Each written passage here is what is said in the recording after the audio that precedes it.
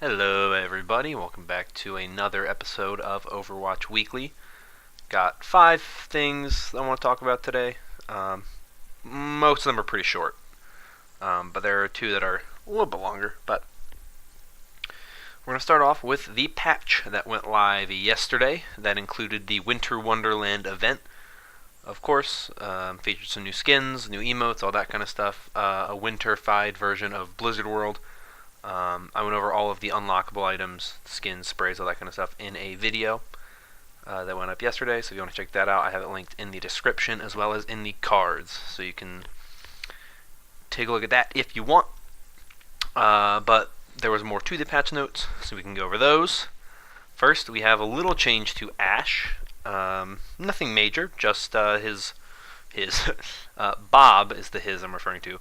Bob will now have a golden tint when Ashe equips her golden weapon, which is fantastic. I really like it. Our good old Big Omnic Butler now has his goldness. A couple changes to Bastion. The Configuration Recon had its ammo increased from 25 to 35, while Configuration Sentry had its weapon spread decreased by up to 33% while firing, which is fantastic. I love Bastion. I know that people have said he's in a spot where he needs to be reworked, but I love Bastion. Obviously, you're really only going to run Bastion on an escort map, but he's really fun to play. Brigitte had the changes to her Shield Bash and Inspire. For Shield Bash, it no longer can travel or stun targets through barriers. It had its damage reduced from 50 to 5, while Inspire had its cooldown reduced from 1.5 seconds to 1 second. The duration was increased from 5 seconds to 6 seconds, and the total healing increased from 80 to 100. I've talked about these Brigitte changes in the past when they went live on the PTR.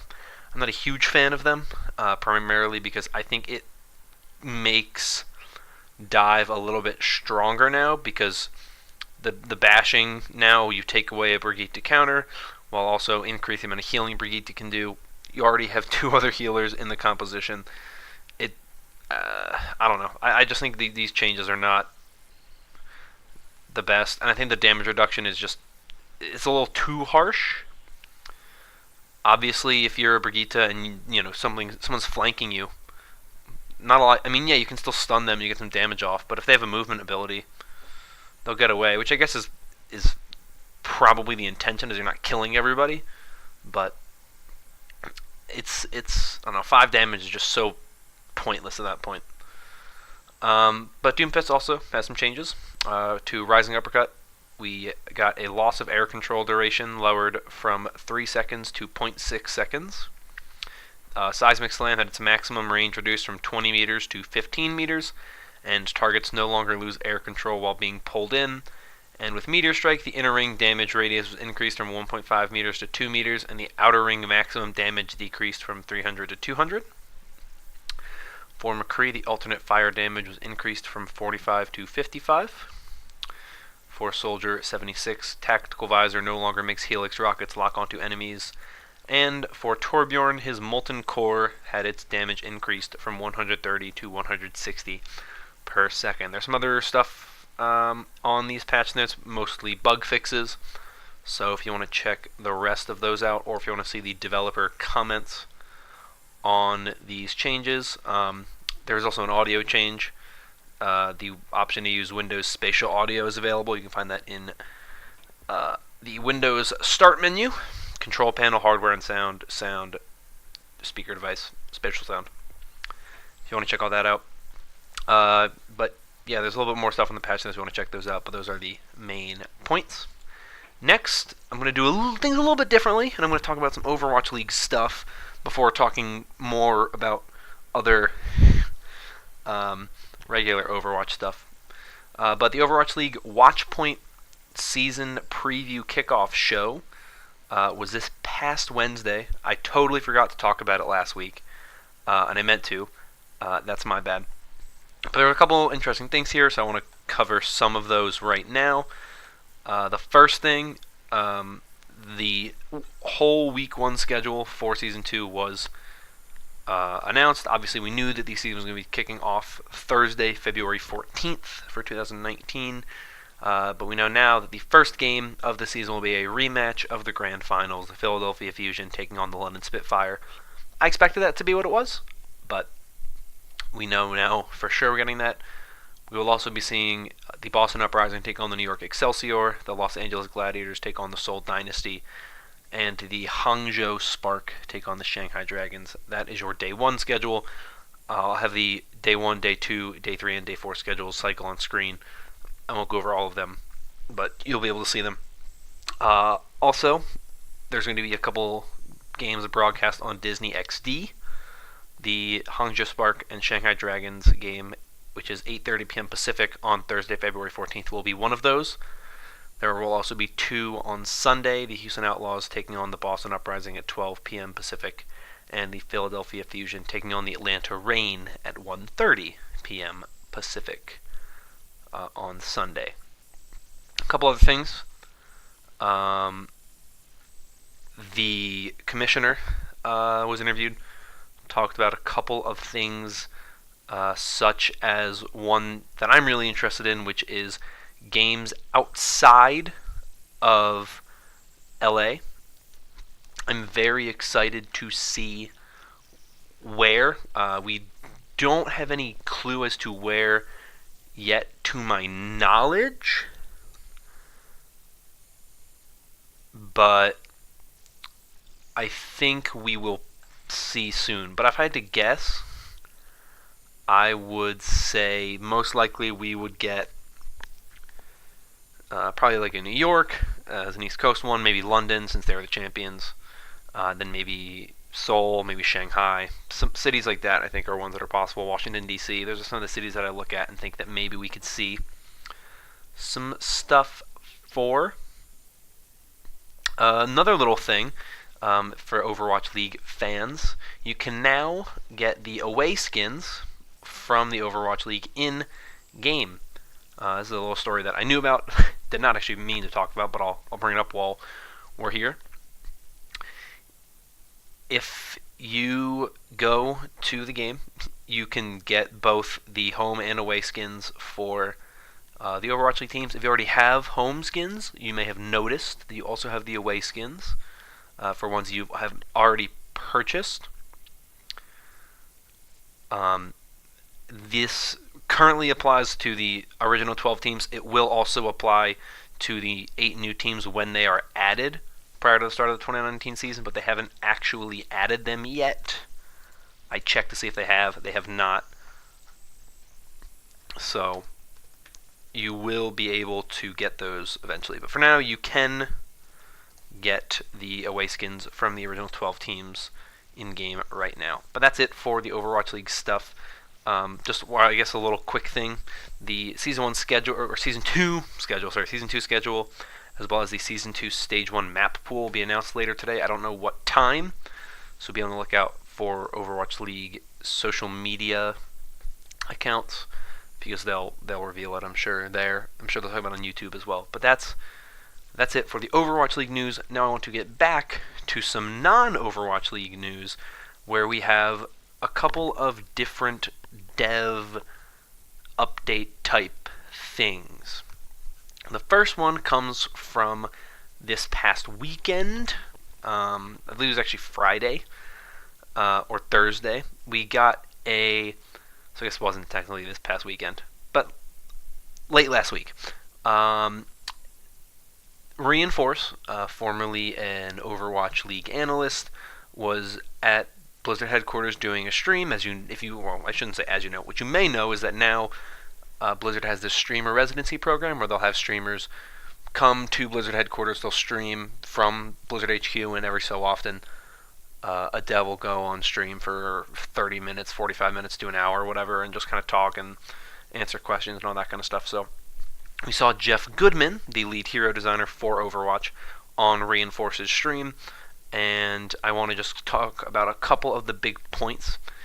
A lot of it, of course, had to do with hero balancing and specifically these crowd control abilities, such as Brigitte's Shield Bash or McCree's Stun. Stuff like that are these crowd control abilities. Obviously, people are not super happy with Brigitte as a hero, so there's been a lot of talk about how they're going to work on that. So that was one of the things they talked about. They talked about Diva a little bit, how she's in a very weird position because she's very dominant in the meta. She has the highest pick rate of any hero and has had the highest pick rate of any hero for a long time. But she's in a good spot where she doesn't feel too strong. She just has a very good ability. Obviously, it's not an ability that feels super broken. It's just a very interesting ability. So it's a good way to look at what's going on with heroes like Diva, who are in this kind of good spot. They talked a lot about the GOAT's composition and what they're doing in a way to hopefully try to make that not as dominant. They talked about some hero stuff in the future potentially, such as a three round burst rifle, or a railgun, but not the kind of railgun that's an insta kill, just like a fun little railgun type weapon. He mentioned that a PTR patch is hopefully coming next week when he made the stream, so this week. I would assume this week, mostly Thursday, or even, I guess, Friday, or maybe even today. But most likely Thursday we get a PTR patch. But there's a couple interesting things. Far as Concussive Blast, one of the features it used to have was that it used to do damage to barriers early on, and they felt that it was a little too strong, but now they kind of look at that and say that's an interesting little ability to kind of look at again. So they're looking at stuff and they're planning some stuff.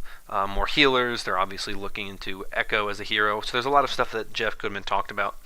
But a lot of it was very much related to the meta and competitive and all that kind of stuff. And when you have someone like Jeff Goodman, I need to specify which Jeff I'm talking about because there's a lot of Jeffs. I want to talk about the other Jeff in a second here. But Jeff Goodman's the hero designer, so that's his area. So that's all you're really going to see from him. You're not going to see a lot of, like, what's the deal with lore events? Because that's not really his forte. His forte is hero design. So a lot of interesting stuff there. If you want to check out that stream, I do have it linked in the description. I have the entire stream linked in the description. But if you want to know when Jeff joins, he joins at approximately 1 hour, 28 minutes, 30 seconds. I'll have that also, that time code in the description in case you are curious. But that is approximately when he joins. Stylosa also made a video where he went a little bit more in depth on everything that Jeff Goodman talked about. So if you want to watch slightly more in depth rather than the short, 2-3 minute summary that I just gave you about the whole stream, Stylosa has a great video on that in the description. I always like to link to Stylosa because I think he makes really great content. So if you haven't seen that, I will link it in the description. But we will now talk about the other Jeff from the Overwatch team. I think there's actually more than 2 Jeffs in the Overwatch team, but the main Jeff, the big Jeff, Jeff Kaplan. This comes from the Overwatch forums, which have been pretty dead recently, but Jeff did reply to a post which was titled, "I don't like developer silence," in which the person just said, "Talk with us." And Jeff Kaplan gave a nice response. And I'll read you the whole thing and then I'll talk about it a little bit. But here's what he says. "Hey, sorry. We don't like being silent. That's not our intention. We've been trying to show up more on various streams. We have our creators residency now here at Blizzard where streamers hang out with us, as we saw with Reinforce and Jeff Goodman going on there. Plus we did a bunch of streams at BlizzCon. Maybe you missed those? Question mark." I want to add that question mark because it makes Jeff kind of seem really mean if you don't have that there. Anyway, continues saying we're also in a bit of a, quote, heads down mode, trying to get a lot of work done. We also had a few people traveling over the Thanksgiving holiday. We're based in the United States and took advantage of the slow week to allow devs to work on whatever they wanted. The end result was pretty cool. We explored new game modes, new features, and new engine tech. It was all really rough, but some of the prototypes will actually turn into features someday. I guess mostly we don't have a big newsworthy thing to announce or talk about right now, so we're more focused on, quote, getting stuff done rather than anything else. Roughly, this is a sample of some of what we're working on. So he gives a very, very, very vague and broad list of things that they are working on. Nothing really surprising, but we'll go over it. First thing, top secret stuff I'm not allowed to talk about. Hero balance, I actually think we're in a better spot than these forums will have you believe. Quality of life features, UI updates, etc. New hero prototyping and development. New game mode prototyping. Don't expect to see these anytime soon. Feature development, ongoing event support, skins, etc. More top secret stuff I'm not allowed to talk about, and top secret stuff I'm not supposed to talk about. So that's what we have from Jeff. There have been some other things in the forum since then, but it's mostly been about the PTR that just concluded, as well as a couple things about the Winter Wonderland event. So nothing in the sense of like what we saw with this. But this is a very good post from Jeff, and the reason why is because it to me is the best thing that Jeff could have done. Some people, such as Stylosa, I'll use him as the example for the person I've heard most talking about this, but want like a timeline of what to expect going forward. Now, that's not Blizzard's philosophy. That has never been their philosophy. I don't expect it to ever be their philosophy. They're never going to make a timeline of what their plans are in the future. But I like this because at least he's saying, here's what we are working on, so you know what is going on behind the scenes. Now, when he says hero balance, of course, that's nerfs and buffs and maybe reworks if they need some. The quality of life features, we know there's one coming. I don't really know what it is yet, but it was one of the 3 that go along with LFG and endorsements, so we'll find out what that one is probably January, February, or March of 2019. The new hero prototyping and development, we already know there's about 6 heroes in development from the streams during BlizzCon and everything kind of following that. The new game mode prototyping, I'm interested to see if those are all arcade modes or if we might actually get new modes added to quick play and competitive rotation. That would also require new maps most likely, so I don't know about that, but maybe we could see that. Feature development, I don't really know what feature development is supposed to mean. That's a very broad and vague statement.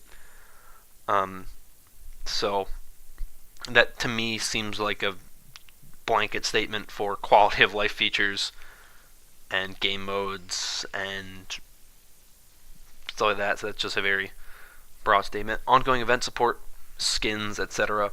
I hope the future events, starting with summer games next year, and there's a reason why I'll get to that event specifically in a second, but I hope that there's a little bit more than just skins and sprays and emotes in some of these events going forward. I think you have to, of course, go through the entire rotation of events, right? I expect that the Archives event next year is going to have a new event because that's the one that you can't get away, I think, with just doing the same thing. You have to do something new for that event because that's a big event, and there will be backlash if they don't do anything big for that event. So I look at that event and I expect them to do some big thing there. But I think you can kind of, at this point, people kind of expect the cycle of events from Summer Games 2018 through Anniversary 2018 to just kind of be Blizzard's not focusing as much on making these events with new content because they want to improve other aspects of the game, which I appreciate as long as it doesn't take away long-term the events and what we get from the events. I hope the events get expanded upon. Summer Games is a really bad event. There's just nothing really entertaining and exciting about it. And that's just my opinion, of course. I think there's not a lot of great stuff going on with those skins, and it's just in not a great place. So I'm hoping what this means mostly is that we will start to see a little bit more coming soon. I expect to see a map at some point in January, a map announcement at some point in January. Usually that is about when a new map comes out. Blizzard World, I believe, came out in January of 2018, so that's what I'm expecting. We could get some kind of map announcement. We might also get some new skins because we know that the Sombra Demon Hunter skin from BlizzCon is going to be made available to people who are not at BlizzCon. So I'm looking at a lot of what's going on here with the devs and what they're talking about, and I think we're gonna start getting some stuff soon. but I'm hoping that this kind of lull that we're having between BlizzCon and the start of 2019 is time that they're just really spending, as Jeff says, just kind of Jeff Kaplan this time around, just buckling down, getting through stuff, and trying to get some stuff out. So when we get early 2019, we start seeing those reveals, because obviously we know they have a hero release schedule, and Jeff Goodman even talked about that a little bit.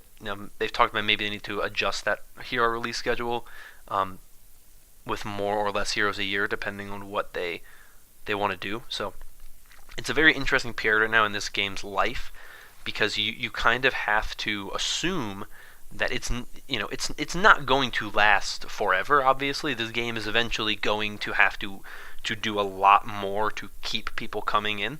But overall, it's still a very successful game. It's still a very popular game, and I'm curious to see what they do to grow the game from here, and where they kind of go. Because I think this year was a very, very troublesome year in a lot of ways, and I think 2019 will make or break this game's life. They have to do something big, I think, and they have to start doing some stuff to keep this game at a point where it's going to keep being popular and people are going to keep being interested. Because there are ways and times where even I lose interest, and I've only been playing this game for a little over a year. Some people have been playing this game since the beta. Some people have been playing it since launch in 2016. So, you have to understand that you have to keep doing stuff to keep people engaged. That might mean upping the frequency of adding new heroes and new maps. That might mean upping the frequency of events or changing events more. I'm not a game developer. I don't know these kinds of things. I don't know the answers to these kinds of questions, but it's a very interesting thing to look at and look into. So that's where I'm going to end this off. That's where I'm going to kind of leave my opinion. If you really enjoy what Blizzard is doing and the way this game works, make your voice heard. Let people know, and let Blizzard have your opinion on the forums. Do it constructively and appropriately, because they do listen, and they look on Reddit, and they look on the forums and whatnot. I think the forums are the better place, because I think they check those more often. But that's what I will say. I think there is a place where this game is going, and I think 2019 is a big year for this game, and I think they understand that, and they know that they need to do a lot to make sure that year goes well. So they're going to work to do whatever they can to keep that going. This video has run longer than I expected it to, but that's what happens when you originally plan for 3 stories and then you find more. But that's where this video is going to end. So thank you for watching. If you enjoyed, consider liking and subscribing. It helps out the channel a lot. Comment down below your thoughts on Winter Wonderland and how it's going, or let me know how you feel about the state of Overwatch as a game right now, because I think it's in a very interesting position. But that's all I have for you. Thank you so much for watching. I will see you all in the next video. Take care of yourselves, and have a good one.